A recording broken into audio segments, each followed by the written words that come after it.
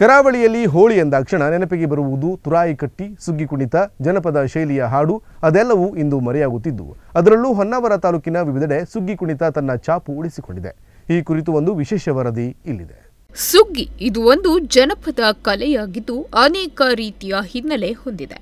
ಈ ಗ್ರಾಮೀಣ ಕಲೆ ನಶಿಸಿ ಹೋಗುತ್ತಿರುವ ಸಂದರ್ಭದಲ್ಲಿ ಇನ್ನೂ ಕೂಡ ಸುಗ್ಗಿ ತನ್ನತನ ಕಳೆದುಕೊಳ್ಳದೆ ಪ್ರತಿ ವರ್ಷ ಜನರಿಗೆ ಮುದ ನೀಡುತ್ತಿದೆ.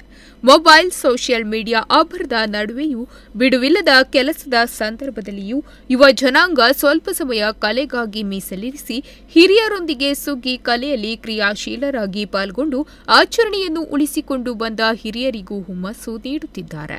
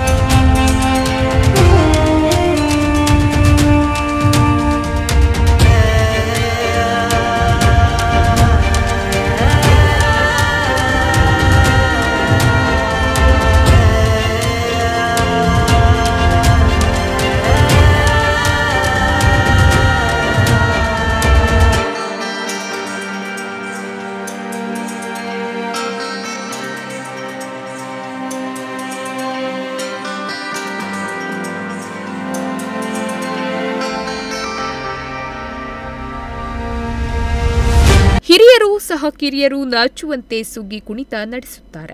ಉತ್ತರ ಕನ್ನಡದ ವಿವಿಧ ಜನಾಂಗಗಳಾದ ನಾಮಧಾರಿಗಳು, ಕೋಮಾರ್ ಪಂತರು, ಗ್ರಾಮ ಒಕ್ಕಲಿಗರು, ಅಂಬಿಗರು, ಮುಕ್ರಿಯರು ಹಾಗೂ ಮರಾಠ ಜನಾಂಗಗಳಲ್ಲಿ ಕೂಡ ಸುಗ್ಗಿ ಹಬ್ಬ ಚಾಲ್ತಿಯಲ್ಲಿವೆಯಾದರೂ ಹಾಲಕ್ಕಿಯವರಷ್ಟು ಈ ಕಲೆಗಳಲ್ಲಿ ತಮ್ಮನ್ನು ಗುರುತಿಸಿಕೊಂಡಿಲ್ಲ. ಅನಾದಿ ಕಾಲದಿಂದಲೂ ನಡೆದು ಬಂದ ಸುಗ್ಗಿ ಸಂಪ್ರದಾಯಗಳು ಕಾಲಕ್ರಮೇಣ ವಿಭಿನ್ನವಾಗುತ್ತಾ ಸಾಗಿದೆ. ಹೊನ್ನಾವರ ತಾಲೂಕಿನ ವಿವಿಧ ಸಮಾಜ ಬಾಂಧವರು ಸುಗ್ಗಿ ಕುಣಿತ ನಡೆಸುತ್ತಿದ್ದು, ಅಂತೆಯೇ ಹಳದಿಪುರ ಶಂಕ್ರುಕೇರಿ ಸುಗ್ಗಿ ತಂಡದವರು ಈ ಬಾರಿ ಹಿರಿ ಸುಗ್ಗಿ ನಡೆಸಿ ಹೆಜ್ಜೆ ಹಾಕಿದರು. ತಮ್ಮ ಕೃಷಿ ಭೂಮಿಯಲ್ಲಿ ಫಸಲು ಬಂದಾಗ ಮುಂದೆಯೂ ಕೂಡ ಉತ್ತಮ ಫಸಲು ಬರಲೆಂದು ಸುಗ್ಗಿ ಕುಣಿತದ ಸಂಪ್ರದಾಯ ನಡೆದು ಬಂದಿದೆ ಎನ್ನುತ್ತಾರೆ ಹಾಲಕ್ಕಿಗಳು.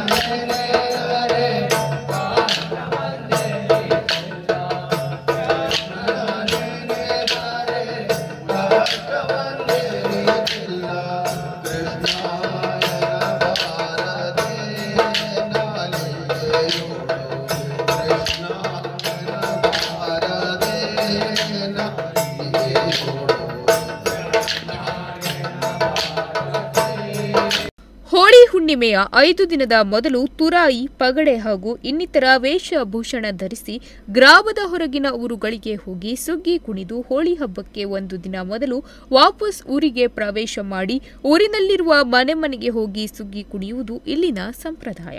ಅದರಂತೆ ಗುರುವಾರ ಸಾಯಂಕಾಲ ಹಳದಿಪುರ ಶಂಕರುಕೇರಿಯ ಹಿರಿಸುಗ್ಗಿ ತಂಡ ಅಗ್ರಹಾರದ ಶ್ರೀ ಮಹಾಗಣಪತಿ ದೇವಸ್ಥಾನದಲ್ಲಿ ಗ್ರಾಮ ಪ್ರವೇಶ ಮಾಡಿತು.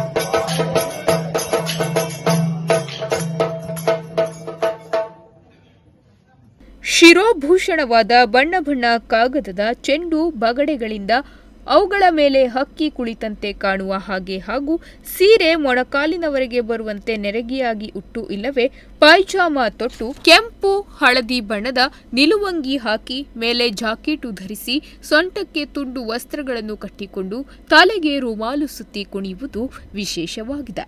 ಊರಿನ ಎಲ್ಲ ಮನೆಗಳಿಗೂ ಹೋಗಿ ಸುಗ್ಗಿ ಕುಣಿದು ನಂತರ ಊರಿನ ಪ್ರಮುಖ ತುಳಸಿ ಕಟ್ಟೆಯ ಆವಾರದಲ್ಲಿ ಸುಗ್ಗಿ ವೇಷಭೂಷಣ ಬಿಡುಗಡೆ ಮಾಡಲಾಗುತ್ತದೆ.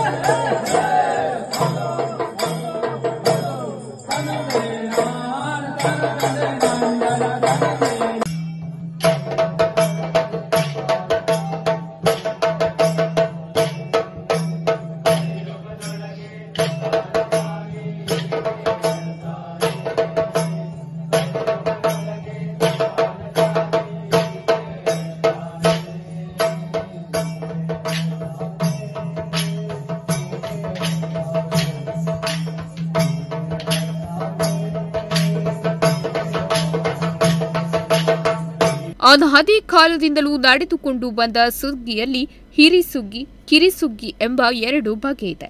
ಯಕ್ಷಗಾನ, ಹಾಲಕ್ಕಿ, ಪೌರಾಣಿಕ ಎಲ್ಲಾ ತರಹದ ಪಾತ್ರದ ವೇಷಭೂಷಣ ಧರಿಸುತ್ತಾರೆ. ಕುಂಚ ತೆಗೆದುಕೊಂಡು ಕುಣಿಯುವುದು, ಕೋಲು ಹಿಡಿದು ಜಾನಪದ ಹಾಡಿಗೆ ಕುಣಿಯಲಾಗುತ್ತದೆ. ಗೌಡ್ಕಿ ಮನೆಯಲ್ಲಿ ಸತ್ಕಾರ ನಡೆಯುತ್ತದೆ. 60-70 ಜನ ಸೇರುತ್ತಾರೆ. ಅಲ್ಲೇ ವೀಳ್ಯ ನೀಡುತ್ತಾರೆ. ಸುಗ್ಗಿ ಕುಣಿತದ ನಂತರ ಕೆಲವೆಡೆ ಊಟದ ವ್ಯವಸ್ಥೆ ನೀಡುತ್ತಾರೆ. ಕಾರ್ಯಕ್ರಮ ಮುಗಿಯುವ ತನಕ ಎಲ್ಲರೂ ಒಟ್ಟಿಗೆ ಇರುತ್ತಾರೆ. ಎಲ್ಲ ಕಲಾವಿದರು ಸಂತೋಷದಿಂದ ಇದರಲ್ಲಿ ಪಾಲ್ಗೊಳ್ಳುತ್ತಾರೆ.